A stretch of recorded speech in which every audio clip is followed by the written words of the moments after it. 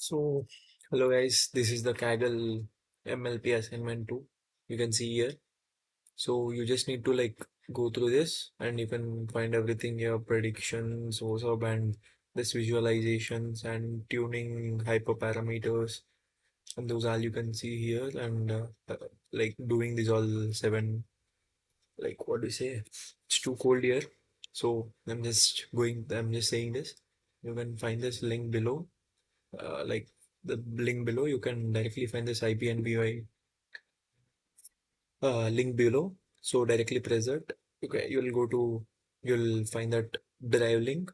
So you can directly get that link and open that code in VS Code anywhere you want and directly copy that to your the thing, and you'll get like 0.888 marks. So that's enough for getting more than 40.